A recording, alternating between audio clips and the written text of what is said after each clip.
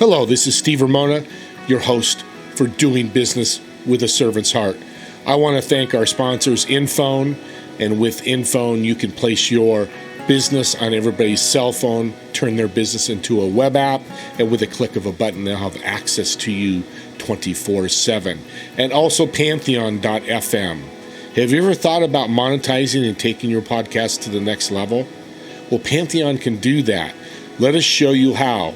Reach out to Steve Ramona, the host, at infone.co/SR1, and I will go over with you how you can make your podcast really stand out. Let's enjoy the show. Thanks again, everybody.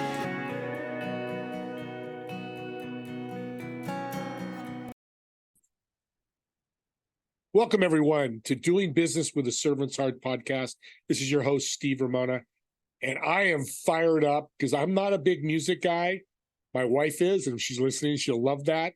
But I know music can change your life. It's changed my life in my faith. It's changed my life in a number of things. And the emotions that come from certain songs, I know I feel, and everybody out there in the listening world, I know you do as well. And that's what this guy does. This guy is Bill. Bill, welcome to the show. Steve, I'm so glad to be here, man. What a pleasure to talk to someone who's like, I don't get to talk to a lot of people who are non-musical. So what a pleasure to talk to somebody who's like self-identified as being, hey, music is the thing, but it's not my big thing, right? So go, brother. I love you saying that because and that's exactly what it is. I'm learning that after our conversation previous and realizing that we don't. So let's get into it. We talked about a phrase before we got on the show, was reinvent yourself at 60. It's been a big change for you. Talk about that. Oh my gosh. So like a lot of people, COVID tanked my IT business, which I'd been in for 30 years and, allowed me to be a musician on the side. And that's a really good paradigm, because something you do for love is not necessarily always something you should do for money. And so the IT business went away. And after all of that time, I'd been asking myself this question since college, back in the 80s. I had a professor ask me, it's like, Bill, you got to make a choice here. It's music or whatever, something else. And after COVID, I basically said, it's music. We're going to do this thing and we're going to write it and see how far it goes. No plan B. And we're going to take everything that I've learned in business and apply that to the business that is called Musimorphic, right? That is the transformational business, the lifestyle, personal development coaching business around music. And, what a ride, because, COVID, right? That happened. And now post-COVID is happening. And the one sort of beautiful thing for me is that the longer I live, experience teaches you stuff. And experience is teaching everyone now how important human relationships are, Steve. And if there's a skillful way to build or rebuild those relationships, wouldn't that be a great thing? Wouldn't it be a great thing? Big lessons we're learning from COVID. How can we reconnect and, doing this stuff, podcasting and Zoom is great. Let's talk about music. As I told you, it impacted me. How's it impacted you? And what does Musimorphic do? Okay, so first question first. Music has literally saved my life. There was a time where I felt like killing myself, and I stayed with one piece of music, a song I love, I play. I stayed with a recording of that and just said, Bill, sit here and listen to this music. And I did, and wonderful things happened. One of those was my recommitment actually, to continue to build the business that I had started at that time back in 2007, which eventually has become Musimorphic. And that the purpose of Musimorphic is basically to teach other people how to do this self-intervention with music. But it goes deeper, because music catches us everywhere. It catches us mentally. We can entrain to a song, remember it. It catches us emotionally, of course. You said about feelings, the emotions that come up. Makes us move, physical. So there's that too. But the important thing about our podcast right now is that there's a spiritual aspect to music that science doesn't yet really measure, but that everybody kind of recognizes. It's that connective tissue that holds us together, that inspires us, that reinvigorates our faith, which has happened to me in the last 3 years as well, as you can probably guess. So that the servant's heart is something that is part of music. It's in there. And when we find music and connect it with what we want, magic happens. And I'm saying that, like it's something, but it truly, it feels magical, Steve. when you get that moment and when things come alive and you can see in somebody's face that change is taking place. I don't know how else better to describe that as magic. And science will tell us, the ins and outs, and they can tell us why, but how that stuff happens, oh, power of music, man, power of music. So that's what we teach. I love that you're doing this. Why I wanted you on the show, because a vision that came to my head is everybody that has a party, the host and hostess, they serving food, right? We call it serving food, and what comes with it? There's always music in the background, 90% of the time. Yeah. Some mood music to bring the mood to the party. Powerful message. And I just watched the Bill Walton 30 on 30 with ESPN. Shout out to ESPN. They're not my sponsor, maybe someday. But he said in the documentary, 4-part, was when he met the Grateful Dead, it changed his life. He was going down a rabbit hole of injury and depression and a lot of different things. The Grateful Dead changed his life. Music changed one of the best basketball players in the world, his life. And that's what you're doing in a sense, right? Right. I mean, it's something that, I have to be very humble here, because we start with the music that you love. I'm not going to give you music. You're going to unpack your own music. And once you understand how to do that for yourself, then it comes from you, right? So I basically remind people how to do this thing that is part of who we are and how we work. And when it happens, like for Bill Walton, who, by the way, is doing amazing work with homelessness here in San Diego. Yes. Funny you should mention that. So, go Bill, we love you. But that is truly transformative. And, you don't have to understand why it happens. The most important thing is to know that it's possible, right? And how to access that. And then you're good.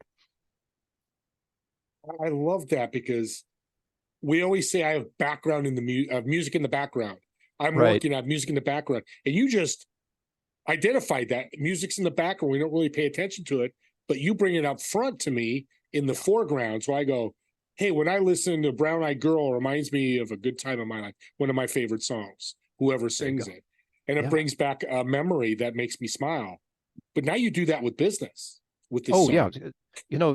Cultures and teams, I mean, they've always been inspired by music. You can think of the last time you were at a sports ball game, right?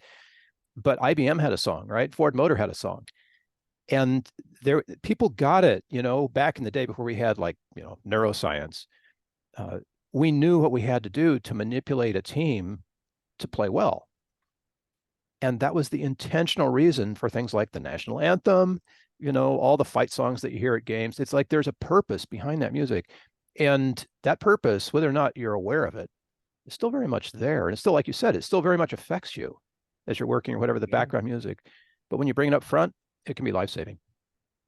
Listeners, listen to what he's saying. Bill is genius. He's very humble. He will never tell you that.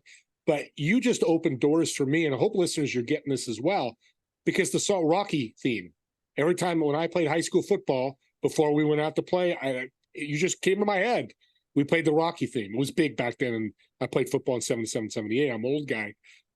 And when I hear it now, I just listened to watched the movie Creed, that came on, and it brought this emotion out of me. So I'm thinking, if there's a song that gets me motivated to make more sales or build more opportunities for my business, it could be tenfold, correct? Yeah, there you go. Scratching the tip of the iceberg there. Yeah. We're going to share in the show notes an ebook that I've released about how music works with desire and intention. And those of you who pray to music, anybody out there, never done that before? So you can combine music with these tools that we already use and know to just leverage things in a way that, I don't want to say 10x, because that sounds like I'm a scientist measuring things, but it absolutely changes. It transforms the practices that we have. And, working with coaches, that could be helping a coach to reinvigorate their business or rebuild the way that they actually deliver the how, of what they do. It's an undercurrent thing. It's like that little switch between being, an employee and a servant, that little mindset change. And you do that and power it with music that you love. And all of a sudden, you've got superpowers you didn't know you had. It's really kind of crazy to say that. Here I am talking like I know what I'm talking about. And like people are going, oh, what superpowers, music? No, there's so much, below the tip of the iceberg there. No, there is. It is. I agree. It's superpower. I'm just, again, you bring it out front. That's the important thing. We always keep it back here. My music in the background. Let's make it in the foreground. People can take advantage, use it, not take advantage as a tool for their business. Well, let's do this. Let's walk through. I'm a coach and I've become a client. Let's walk through what you would do with me as a client with Musimorphic. Yeah, there you go, Musimorphic. You say it about a dozen times and it'll roll right off your tongue, Musimorphic. So your average coach who's got a practice that's working, all of that, has been delivering something that's valuable, that resonates, that has an audience that people want. And that's good because oh my gosh, do we need coaches right now? I mean, we got people teaching life skills to 40-year-olds because they didn't learn as kids, right? But all kinds of available skills out there. And it doesn't really matter what you're teaching, although I like to look at what I do as sort of lifestyle and personal development. Mm-hmm. But this will work. I mean, my mom taught me this when I was 3 years old and I was a piano student. It's the same principles, right? So the engagement with us looks like a typical 8-week engagement. There's learning involved, and a lot of that learning is heavy lifting because, not everybody grew up as a piano player. So we get you to the skills that you need and the language that you need to be able to talk effectively about this thing. And then we go to work on you. So you're doing about 3-4 weeks worth of skills building and learning. And then we go to work on you inside, how to apply this stuff and how to build a silver bullet playlist that you can use to power up a specific purpose. And that goes way, way deep, and what musical corners are all about and how to find emotional neutral and how to engage all of that in you so that when you go out and do what you do, you have a more fully engaged delivery of that. A lot of us teach, let's say, mindset. We'll pick mindset. No judgment here, but mindset is great. It's mind-based, which kind of leaves lots of room for emotion and for the physical nature of what we do.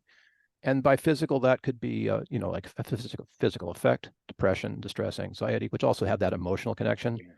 Or it could be an amped up, like an energy that you need, that physical part of it. And of course, there's a spiritual part too.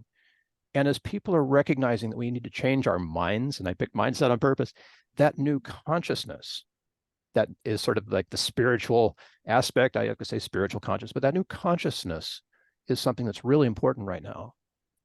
And what music does when you begin to employ it and use it purposefully is to open you to that potential for new consciousness.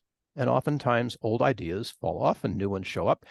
And a coach will wind up sort of tailoring their program with more awareness around that potential, around that spiritual nature of what we need right now. And that's not something you can teach the mind. It's something that comes from the whole being. And once you are able to engage with that, which music just greases the skids for that, once you're able to engage with that reliably and have a method for doing it every time you need it, why do things change? And it's interesting. I was just going to say, you don't have to be an expert. I'm not an expert. I can never play an instrument, but music affects me like it affects just in different ways. But there's always an effect with music, right? So you can work mentioned with anybody. Brown Eyed Girl and Rocky, so you already know, that there's something there. Most of us do. Yeah. Most of us do. Yeah. So what are the benefits working with you, a coach, or whoever you work with? What are you seeing the kind of benefits that could happen? So there's a really interesting, I'm going to call it a 3D, but Age of Enlightenment, modern age, need to measure return on investment.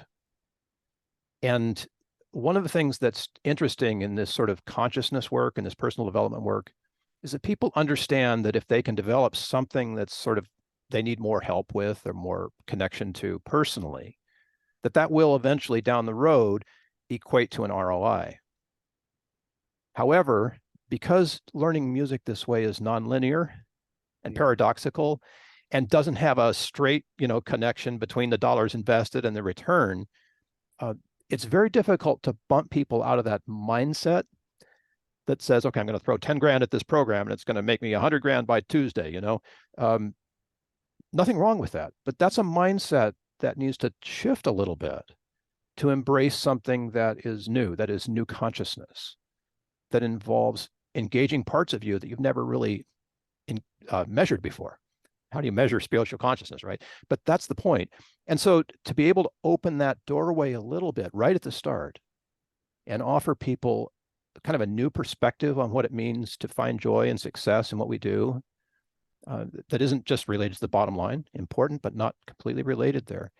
That's sort of a hurdle to get through. But once you are able to embrace that opportunity, that's the moment when things begin to shift. And that's the moment where the the awareness that says, hey, maybe Bill's got something here. What is this Musimorphic thing? That's the moment where it comes into focus, and maybe just onto the radar for the first time, depending on where you are, in your journey. Does that get to your question? It does, and that brings up a new acronym, ROE, return on emotion. There we go. So that's why I love doing the podcast. I love that, because that's what you do. And then the emotion leads to the ROI, return on investment, because you build their emotion and then they grow their business, which we're all here to do. That emotional connection is like key, because that's how we get into music, right? Yeah. I mean, there are those of us who geek out on Bach or whatever, with the mental thing, but the emotional connection is how most of us relate. And that just opens up everything else, the mental, the physical, and the spiritual. And again, we could build relationships. We could, like we just did. You found out my 2 favorite songs. We've now got a connection. Right. Okay, he likes Rocky and Brown Eyed Girl, kind of odd combination, but I kind of see. So you can really look at somebody and look at their favorite music list and kind of know what they're about a little bit. Not completely. You can. Right. Tell us about that. Well, think in a team now. Say you're in your cohort, your leadership team is gathered together. A lot of us are solopreneurs like me, but let's say you have a team and you're going to give yourselves an hour, and everybody is going to show up and listen to the song that's on their heart. I'm saying that very specifically. Listen to the song on your heart. So everybody will have a different song. At the end of that hour, after everyone's heard each other's song, there's something that happens in music that, the neuroscientists can explain, mirror neurons, all of that, but there's something else that happens that builds relationship. And guaranteed, somebody's going to come up with a song nobody else has heard every single time. I've known this for too long, right? But it happens. And Steve, I'd never heard that song before. Where'd you find that?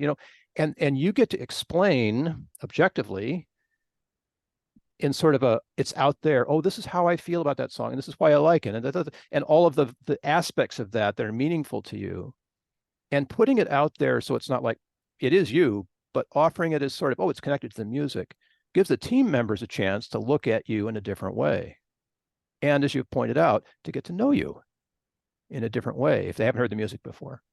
Or maybe it's something everybody knows and you just respond, like you might respond to Rocky in a different way than most people do, right? Yeah. And so you go, well, this is why it's meaningful. And they go, wow, I never knew that about you, Steve. And that team building moment is something that you can't do any other way. No.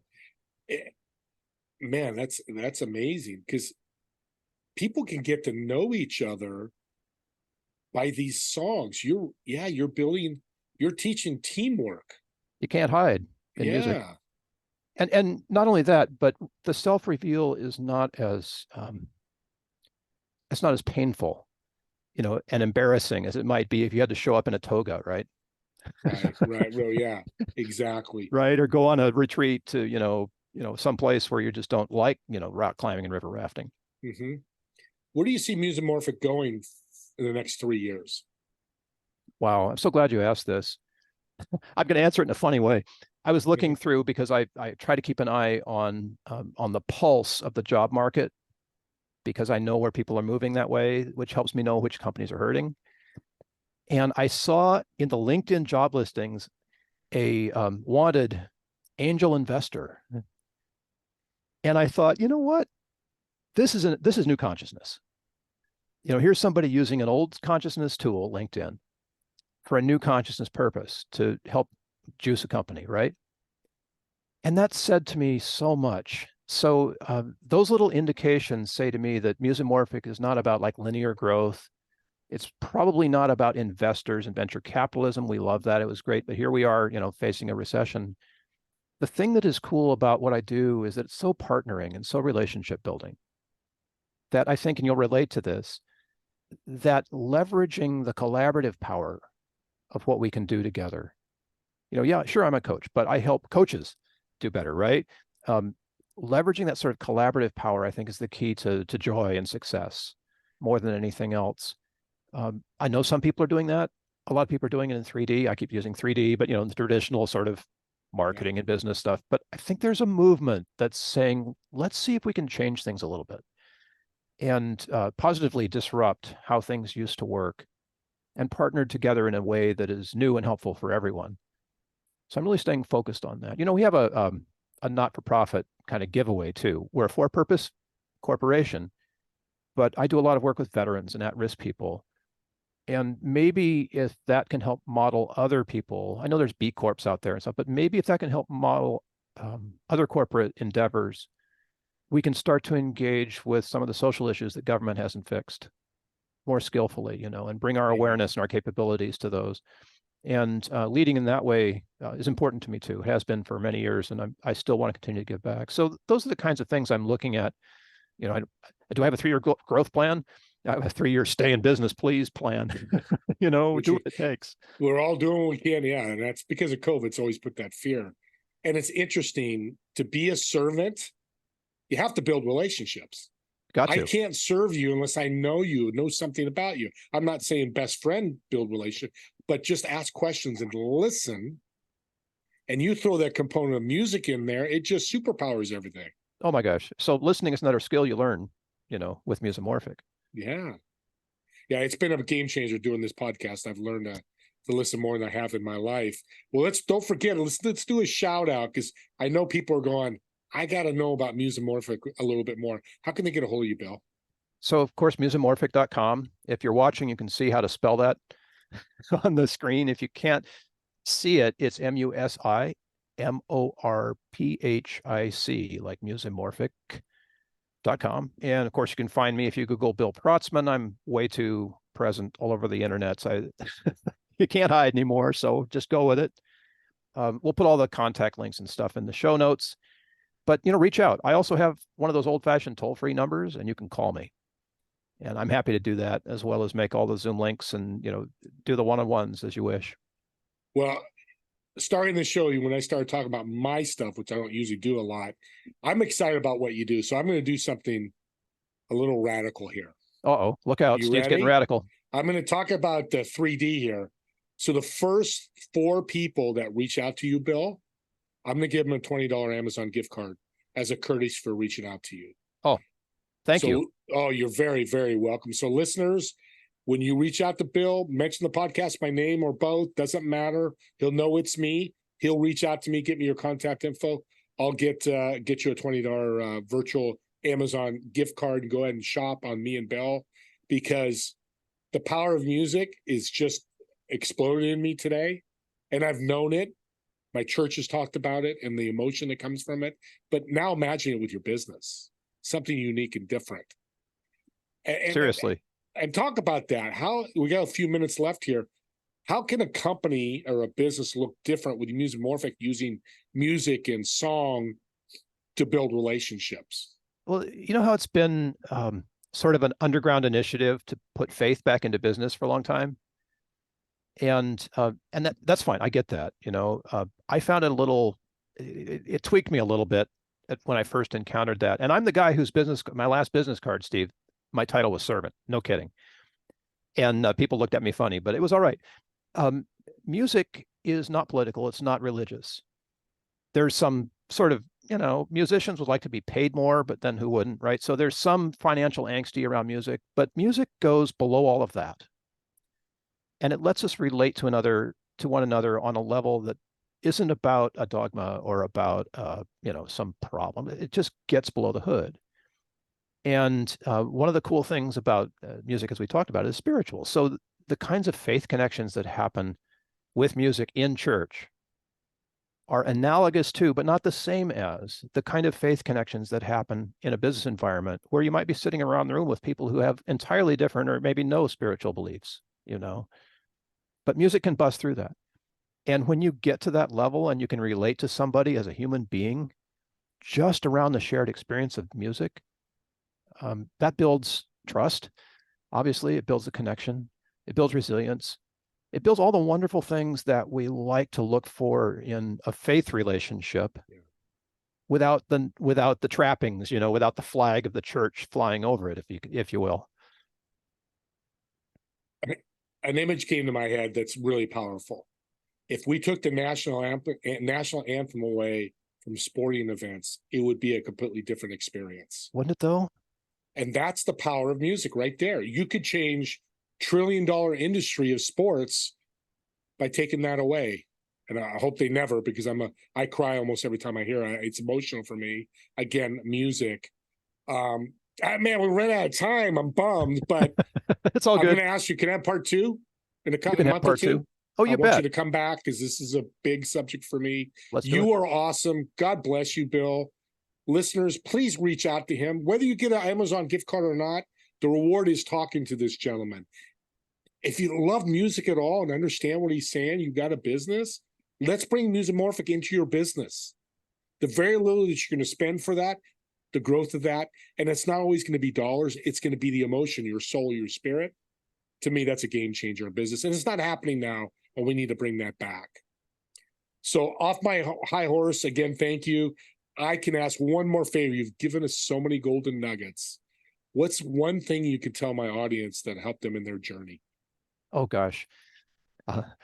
Thank you for getting me ready for this one. What I'd like to encourage everyone who's listening or watching to do is to sit down with someone that you're close to, a friend, spouse, child, tonight, like after you hear this, sit down and have your phone with a music streamer on it and ask that person, what's the music on your heart? And after they tell you, listen to it together. That's all you need to do. Everything that happens after that can be spontaneous. There isn't an outcome you have to define or a goal you have to have. Just sit down with someone that you care for and ask them, what's the music on your heart? And then listen to it together.